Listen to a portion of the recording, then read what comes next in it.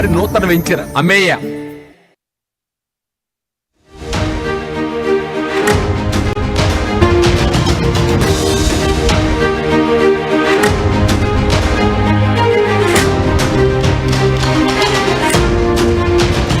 Breaking news చూస్తున్నాం.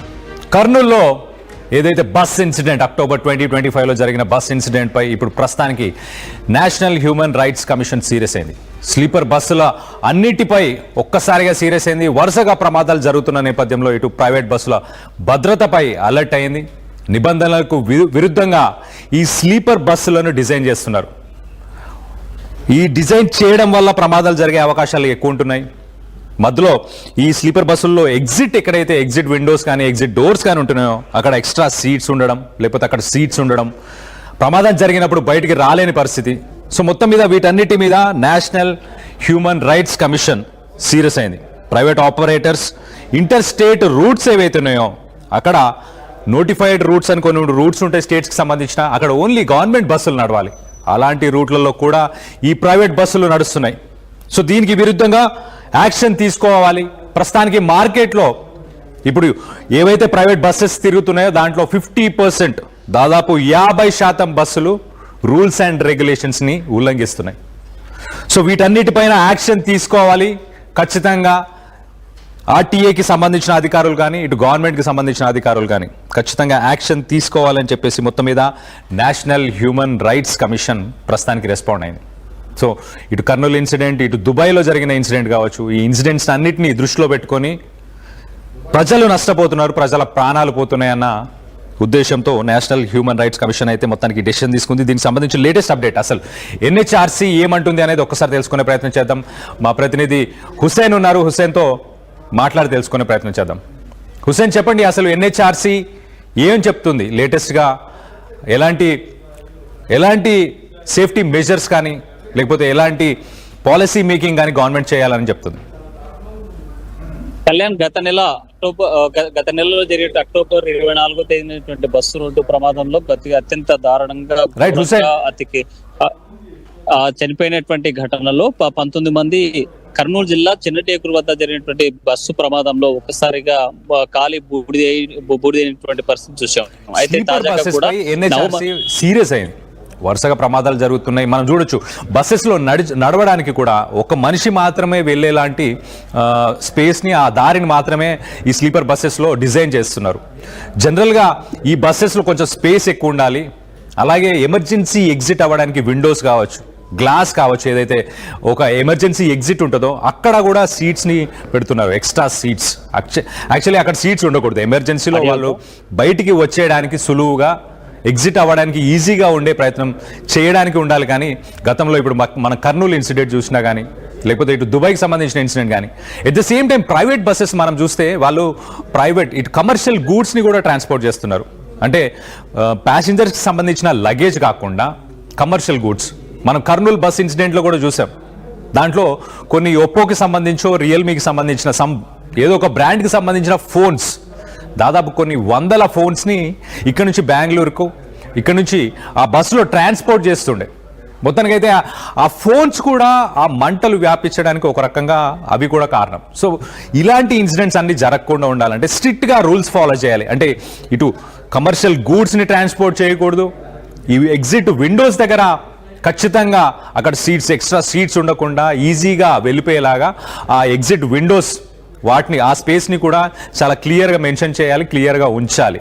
At the same time ఏవైతే ఇప్పుడు బస్సెస్ ఏవైతే రన్ అవుతున్నాయో ఇటు తెలంగాణ కావచ్చు, ఆంధ్ర కావచ్చు, 50% బస్సెస్ దీంట్లో 2 రకాల పర్మిషన్స్ ఉంటాయి.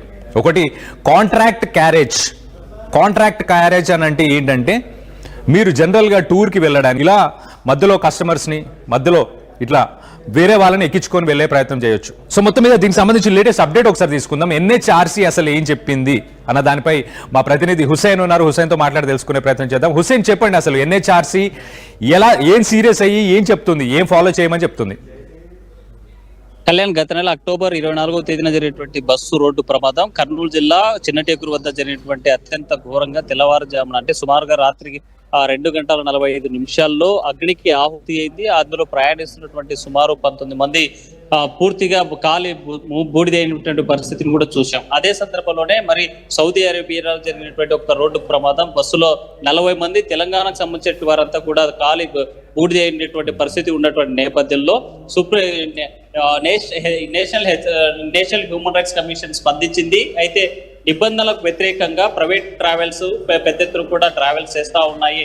దీనిపైన చర్యలు తీసుకోవాలని చెప్పి దేశవ్యాప్తంగా ఉన్నటువంటి అన్ని రాష్ట్ర ప్రభుత్వాలకి ఆదేశాలు జారీ చేసింది హ్యూమన్ రైట్స్ కమిషన్. ప్రధానంగా రోడ్డు ప్రమాదాలు జరగడానికి ప్రైవేట్ ట్రావెల్స్ మూల కారణం అవుతున్నాయి. దీనికి ఇరుకుగా ఉన్నటువంటి ప్రైవేట్ ట్రావెల్స్ ముఖ్యంగా స్లీపర్ క్లాసుల్లోనే ఇలాంటి జరుగుతున్నాయనేటువంటిది గుర్తించింది. ఆ రకంగానే దాన్ని డైరెక్షన్ చేసింది. తప్పనిసరిగా రాష్ట్ర ప్రభుత్వాలు ఇలాంటి వాటిపైన నిబంధనలకు వ్యతిరేకంగా తిరుగుతున్నటువంటి వాహనాల మీద చర్యలు తీసుకోండి.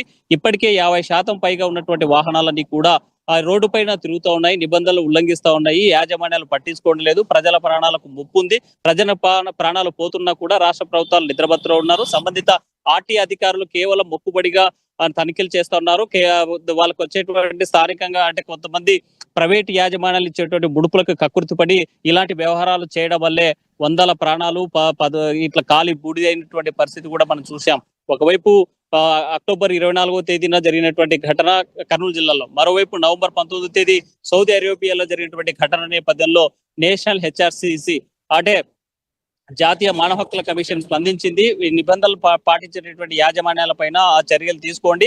ప్రధానంగా రోడ్ సైడ్ తిరిగేటువంటి వాళ్ళకి పర్మిషన్ కాంటాక్ట్ సంబంధించినటువంటి ఏదైతే తీసుకుంటారో దాని ప్రకారం వెళ్ళాలి. అలా కాకుండా నిబంధనలు వ్యతిరేకించి రోడ్డు మీదకి వస్తే తప్పనిసరిగా చర్యలు తీసుకోవాలని చెప్పింది. దీంతో పాటు ప్రధానంగా ఈ ప్రమాదాలు జరగడానికి స్లీపర్ క్లాసులే కారణమవుతున్నాయి. ఎందుకంటే ఎగ్జిట్ ఉన్నటువంటి విండో ఉన్న చోట కూడా పైసలకి కకృతి పడి ప్రజల ప్రాణాలను పట్టించుకోకుండా సౌకర్యాలు కూడా కల్పించకుండా అక్కడ అడిషనల్ సీట్స్ పెట్టి డబ్బులు దండుకోవడానికి ప్రైవేటు ట్రావెల్స్ యాజమాన్యాలు చేస్తున్నటువంటి కకృతి వల్లే ఇలాంటి జరుగుతుంది అని చెప్పేసి నేషనల్ హెచ్ఆర్సిసి గుర్తించింది. అందులో భాగంగానే ఇవాళ డైరెక్షన్ చేసింది రాష్ట్ర ప్రభుత్వాలకి తప్పనిసరిగా నిబంధనలు పాటించాల్సిందే. అనుమతులకు వ్యతిరేకంగా మోడిఫై చేసినటువంటి వాహనాలు ఏవైతే ఉన్నాయో అలాంటి వాహనాలని తక్షణమే సీజ్ చేయాలి. రోడ్డు మీదకి రావడానికి వీల్లేదు. ఆ రకమైనటువంటి చర్యలు తీసుకొని చెప్పి స్పష్టంగా ఆదేశాలు ఇచ్చినటువంటి నేపథ్యంలో రాష్ట్ర ప్రభుత్వాలు ఎలా స్పందిస్తాయనేటువంటి చూడాల్సినటువంటి అంశం ఉంది. ఎందుకంటే పదుల సంఖ్యలో ఒకవైపు సౌదీలో 40 మంది, ఇటు కర్నూలు జిల్లాలో 19 మంది అగ్నికి ఆహుతి అయినటువంటి నేపథ్యంలో నేషనల్ హెచ్ఆర్సిసి మరి దీనిపైన పూర్తిగా అధ్యయనం చేసింది. ప్రైవేట్ ట్రావెల్స్ బస్సే ఎందుకు ప్రమాదాలకు గురవుతున్నాయి, ప్రైవేట్ ట్రావెల్స్ బస్సే ఎందుకు అంటే లోనే అగ్ని ప్రమాదాలు ఎందుకు జరుగుతున్నాయని క్షుణ్ణంగా పరిశీలించిన తర్వాత ఈ ఆదేశాలు జారీ చేసింది. రాష్ట్ర వ్యాప్తంగా అంటే దేశవ్యాప్తంగా ఉన్నటువంటి అన్ని రాష్ట్రాల ప్రభుత్వాలకు డైరెక్షన్ చేసినటువంటి పరిస్థితి ఉంది. ఇప్పటికైనా ప్రైవేట్ యాజమాన్యాలు మేల్కోవాలి. పైసల కకృతి కోసమో లేకపోతే తనకు అదనపు ఆదాయం కోసమో కొంతమంది డ్రైవర్ల కకృతి కోసమో సీట్లకు మించి అక్కడ ఉన్నటువంటి ప్యాసింజర్స్ ఎక్కించి అదనపు ఆదాయం కోసం చేసినటువంటి వ్యవహారాల వల్ల ప్రజల ప్రాణాలు గాల్లో కలుస్తున్నటువంటి నేపథ్యంలో హ్యూమన్ రైట్స్ కమిషన్ గా స్పందించింది. ఆ రకమైనటువంటి డైరెక్షన్ చేసింది. తప్పనిసరిగా ఎవరైతే నిబంధనలు ఉల్లంఘించి రోడ్డు మీద తిరుగుతున్నటువంటి వాహనాలను తక్షణమే సీజ్ చేయండి. మోడిఫై చేసినటువంటి వాహనాలను ఎటువంటి పరిస్థితుల్లో అనుమతించొద్దు. ముఖ్యంగా ఎగ్జిట్ విండోస్ లేకుండా అడిషనల్ గా ఏవైతే సీట్లు వేశారో అలాంటి బస్సులను తిరగకుండా చర్యలు తీసుకోవాలని చెప్పి